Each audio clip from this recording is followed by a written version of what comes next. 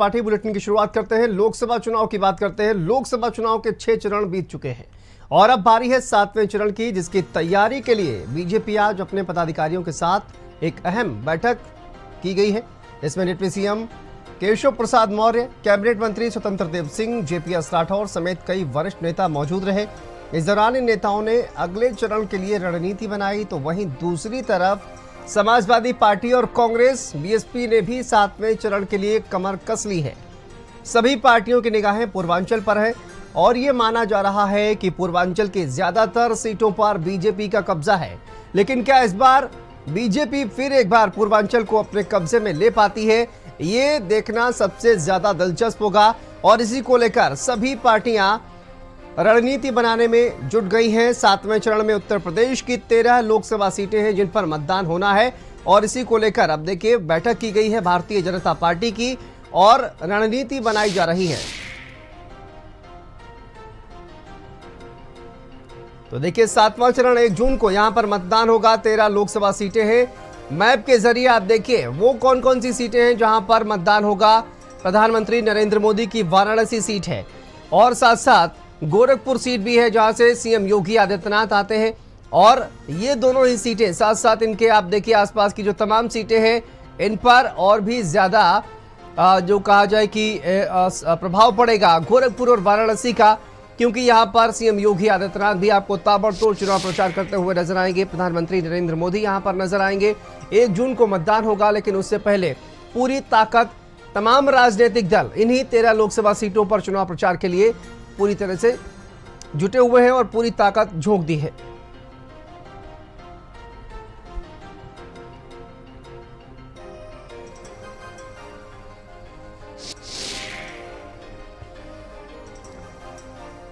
तो देखिए 13 लोकसभा सीटें हैं जिन पर 1 जून को मतदान होगा और उसी से पहले पूर्वांचल पर पूरी तरह से रणनीति बनाने के लिए भारतीय जनता पार्टी के द्वारा एक बैठक की गई है। तमाम मंत्री इसमें शामिल थे।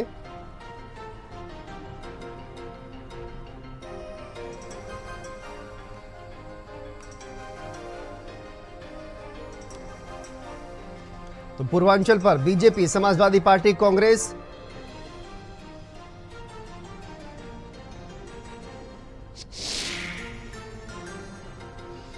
तो देखिए कहा जाए कि जिस तरह से कुल 13 लोकसभा सीटें हैं, 1 जून को यहां पर मतदान होगा। सीमा आप हमारे सहयोगी जुड़े हुए हैं और रोहित हमारे साथ जुड़े हुए हैं। सीमा आप 1 जून को मतदान, पूर्वांचल एक महत्वपूर्ण इलाका और इसी पर अपने पाले में करने के लिए तमाम राजनीतिक दल जुटे हुए हैं। मुद्दे क्या है जिन पर वोटिंग हो चुकी है और लोगों के मन में क्या है जिन पर वोटिंग होने वाली है? कहा जाए कि किस मुद्दे पर वोट देने का लोग मन बना रहे हैं और क्या माहौल आपको नजर आ रहा है? देखिए जो वोटिंग होनी है पूर्वांचल में, अब ये आखिरी चरण बचा है। इसमें बनारस भी है, गोरखपुर भी है, गाजीपुर है, मऊ है, बलिया है, चंदौली है। ये सारी की सारी सीटें इस बार जो है वो शामिल हैं। और जो इधर के पूर्वांचल के मुद्दे हैं वो अपने एक अलग मुद्दे रहते हैं। हर बार की तरह वही मुद्दे इस बार भी हैं। कई जगहों पर जो भारतीय जनता पार्टी के लोग हैं वो राम मंदिर की बात कर रहे हैं, जाकर माफिया राज खत्म करने की बात कर रहे हैं और इसी तरह से नौकरी और रोजगार देने की बात कर रहे हैं, बेहतर सुरक्षा और शिक्षा की बात कर रहे हैं। वहीं दूसरी तरफ जो विपक्ष है वो इस बात को लेकर हमलावर है कि अग्निवीर योजना भारतीय जनता पार्टी लाई, जिसमें नौजवानों को पक्की नौकरी नहीं मिल रही है। ये मुद्दा लेकर आगे बढ़ रहे हैं। अखिलेश यादव हो, राहुल गांधी हो, प्रियंका गांधी हो या डिम्पल यादव हो, ये सारे के सारे लोग इस तरह की जो है वो चीज़ें लेकर आगे बढ़ रहे हैं। दूसरी बात, अग्निवीर योजना के अलावा ये भी देखने को मिल रहा है महंगाई, बेरोजगारी, ये मुद्दा पूरी तरह से यहाँ पर हावी है और छाया हुआ है। और गाजीपुर, मऊ में कहीं ना कहीं मुख्तार अंसारी का मुद्दा भी जो है वो गर्म नज़र आ रहा है। उसको लेकर भी वो लोग जो है वो वोट कर रहे हैं, दबी ज़बान इस बात को कह रहे हैं। कोई माफिया कह रहा है तो कोई मसीहा कह रहा है। बहरहाल अलग अलग जगहों पर अलग अलग लोगों की राय है, अलग अलग लोग अपनी बात कह रहे हैं। लेकिन जो मुद्दे हैं वो महंगाई, बेरोजगारी सहित अन्य मुद्दे हैं जिन पर जनता जो है वो इस बार मूवमेंट करने जा रही है, वोट करने जा रही है। और सबसे बड़ी बात, एक मुद्दा संविधान का भी विपक्ष के हाथ लगा है, क्योंकि भारतीय जनता पार्टी ने 400 पार का नारा दिया है कि इस बार 400 पार, और उसी 400 पार के नारे को लेकर विपक्ष ने उसको हाथों हाथ ले लिया और उसमें साथ में ये जोड़ दिया कि भारतीय जनता पार्टी और एनडीए गठबंधन ये चाहता है कि 400 पार अगर इनकी सीटें आती हैं तो संविधान बदल दिया जाए। तो इसको लेकर भी काफ़ी रिएक्शन लोगों के अंदर देखने को मिल रहा है कि संविधान बदला जा रहा है। हालांकि भाजपा के नेता इन सब चीज़ों को लेकर सफाई जगह जगह देते फिर रहे हैं। अब इसका लाभ और नुकसान किसको होगा किसको नहीं, ये तो 4 तारीख को पता चलेगा। लेकिन जो मुद्दे हैं पूर्वांचल के, वो विकास से लेकर और तमाम मुद्दे हैं जो कि इस वक्त चर्चा का विषय बने हुए हैं और नेताओं की जुबान पर हैं। ठीक है, रोहित का रुख कर लेते हैं। रोहित, देखिए जिस तरह से संविधान की बात कही जा रही है और इस पर भारतीय जनता पार्टी के द्वारा लगातार सफाई दी जा रही है, साथ ही आरक्षण का मुद्दा है, इसको लेकर भी भारतीय जनता पार्टी मुखर होकर ये कहती हुई नजर आ रही है कि धर्म के आधार पर आरक्षण नहीं दिया जाएगा और इसको किसी भी तरह से एक्सेप्ट नहीं किया जा सकता है। जमीन पर क्या नजर आ रहा है? काशी किस तरह से मोदी में, आपने कहा कि मोदी में नजर आ रही है, लेकिन तमाम दिग्गज वहां पर पहुंचे हुए हैं। लोगों के मुद्दे क्या है, क्या सोचते हैं इस पर? देखिए, अगर हम बनारस की यदि बात करते हैं तो मुद्दों की बात जो है, पब्लिक से यदि हम मुद्दों की बात करते हैं तो कहती है सड़क है, पानी है, बिजली है, ये सब तमाम चीजें होती है। लेकिन देखिए, आज की पब्लिक भी बड़ी होशियार है, जो मन में रखती है वो कभी नहीं बोलती, और जो बोल दिया वो तो मुद्दा है ही नहीं, यानी वो पब्लिक भी भटकाती है। अब बनारस में भी जब भी हम बात करते हैं तो लोग कहते हैं सड़क है, बिजली है, पानी है, बहुत अच्छा हो रहा है, अच्छा होने की उम्मीद है कि अच्छा हो रहा है, इसलिए कि प्रधानमंत्री नरेंद्र मोदी यहाँ के सांसद है। और यहाँ के लोग तो कहते हैं भाई देखिए, हम तो सांसद नहीं चुनते हैं, बाकी लोग सांसद चुनते होंगे, हम तो सीधे सीधे प्रधानमंत्री चुनते हैं। देखिए, कहीं बनारस का जो मुद्दा होता है वो सांसद चुनने की बात होती है, एक गौरव वाली बात होती है। क्योंकि जब हम यहाँ बात करते हैं लोगों से, अब आज ही जैसे पीयूष गोयल से बात हो रही थी हमारी, तो सुबह सुबह के वक्त वो पहुंचे हुए थे। बता दें कि यहाँ तमाम मंत्री और विधायक, सांसद सभी लोग डेरा जमाए हुए हैं। कल से ही छठा चरण जब से समाप्त हुआ, सभी लोगों की टीम पूरी एकदम पूर्वांचल को, बनारस को बेस बना के पूर्वांचल के लिए आ चुकी है। तो उन्होंने भी कहा कि हाँ, तो काफी कुछ हो चुका है, लेकिन आगे भी करने की संभावना है। पब्लिक से हम बात करते हैं, मुद्दों की बात करते हैं, तो कहते हैं हमने तो जितना सोचा था उससे कहीं ज्यादा प्रधानमंत्री ने हमको दे दिया। लेकिन अगर हम कहते नहीं वाकई यदि किस मुद्दे पे वोट देंगे, तो कहते हैं कि देखिए, ये सब दोनों तो तरफ के लोग जरूर चिल्ला रहे हैं। कोई कह रहा है आरक्षण खत्म कर रहा है, कोई कह रहा है कि वो मुसलमानों को आरक्षण की, इन सब बातों में कोई देखिए दम उम है नहीं। ये चुनाव के समय कुछ बोलने के लिए चाहिए। हम तो वोट जाएंगे भाई, तो मोदी के नाम पे, एक राष्ट्रवाद के नाम पे हम उसको वोट दे के आएंगे। हम तो राम मंदिर उन्होंने बनाया है तो हम उसके नाम पे वोट देंगे। बाकी सड़क, पानी, बिजली एक रूटीन प्रोसेस है, मिलता रहता है। ऐसा नहीं कि प्रधानमंत्री का क्षेत्र है तो बिजली नहीं कटती है, बिजली अभी कटती है, लेकिन व्यवस्थाएं पहले से ठीक है।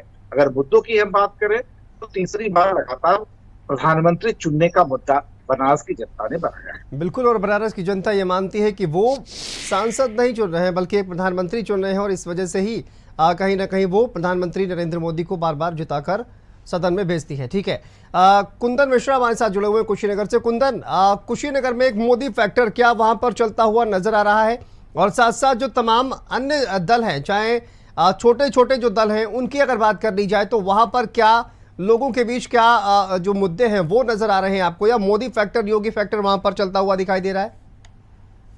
शांतनु, आपको बताना चाहूंगा, कुशीनगर में अभी भी बहुत सारे लोग जो कि गन्ने की खेती पे ही आधारित हैं। यहाँ गन्ना अपने आप में एक बहुत बड़ा विषय है, क्योंकि बहुत सारी मिलें अभी भी बंद हैं, कुछ मिलें चल रही हैं। भाजपा की सरकार में किसानों का ये कहना है कि अब एक चीज अच्छा है कि गन्ना गिराने के बाद तुरंत भुगतान हो जाता है। कुछ मिलें हैं जिनका भुगतान अभी भी नहीं हुआ है, इसको लेके कुछ किसानों में रोष है। हालांकि पहले की अपेक्षा किसान कह रहे हैं कि गन्ना गिरते ही 7 दिन के भीतर उनके खाते में पैसा आ जाता है। साथ में उसके अलावा बात करें जिले में, यहाँ पे नहरों का जाल है। नहरों में कुछ जगह पे पानी तो है, लेकिन अभी भी कुछ नहर पानी से महरूम है। किसान परेशान है क्योंकि आगे अब धान की खेती करनी है। उसके अलावा शांतनु बात करें तो ये कुशीनगर हार्ड सीट इसलिए हो गई क्योंकि अब अक्सर अपने बयानों से विवाद में रहने वाले स्वामी प्रसाद मौर्य अपनी ही पार्टी से, राष्ट्रीय शोषित समाज पार्टी से यहाँ पे प्रत्याशी के रूप में है, और भारतीय जनता पार्टी से विजय दुबे पुनः मैदान में है। हालांकि उनका कहना है कि उन्होंने विकास कार्य किया है, मेडिकल कॉलेज ले आया है, कुशीनगर अंतर्राष्ट्रीय एयरपोर्ट ले आया है, उसके अलावा 3 ओवरब्रिज दिया है।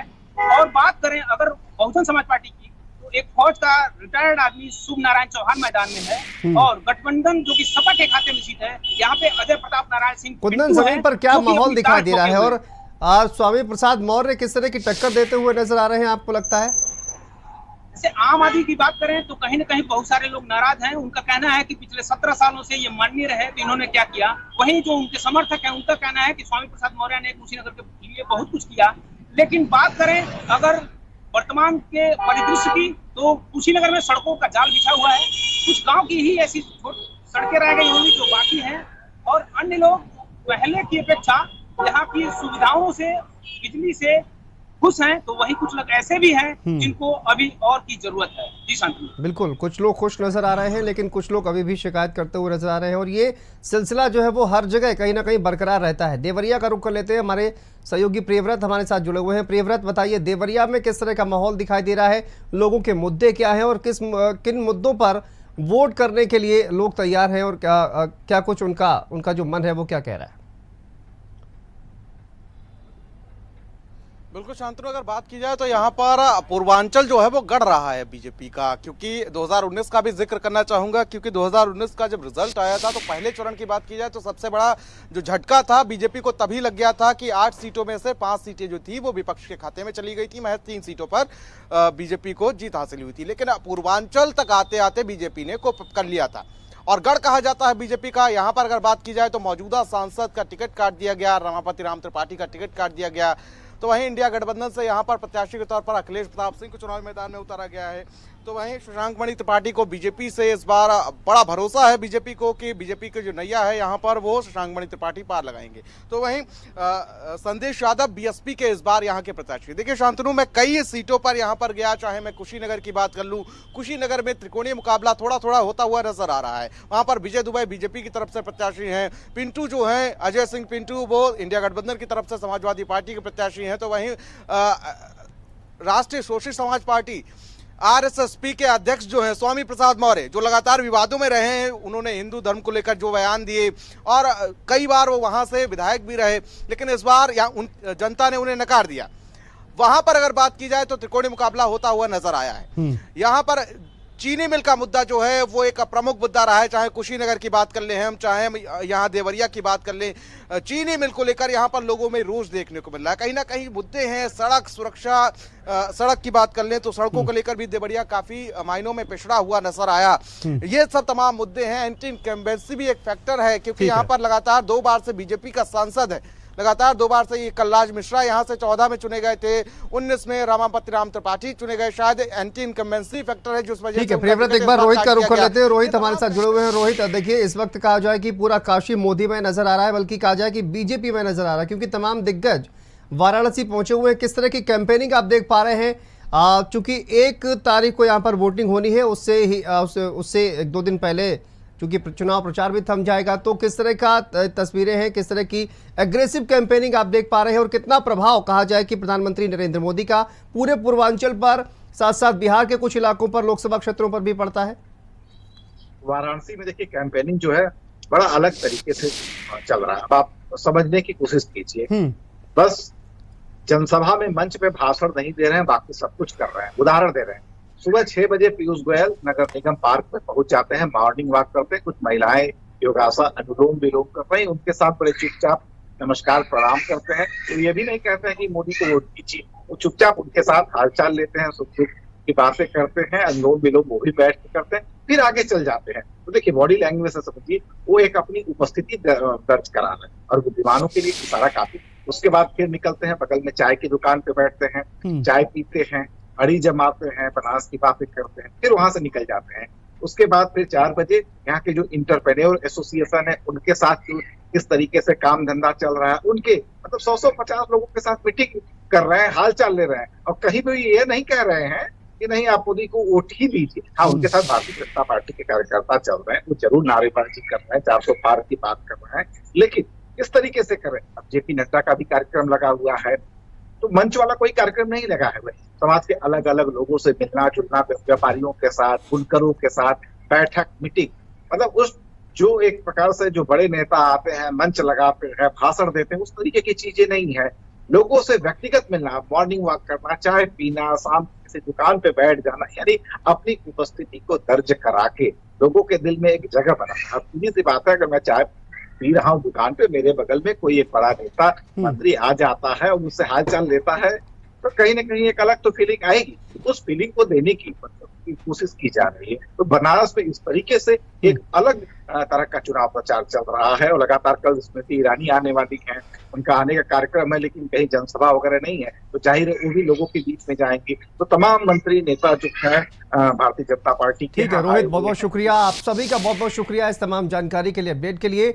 देखिए, चुनाव को लेकर एक कहावत है कि दिल्ली की कुर्सी का रास्ता उत्तर प्रदेश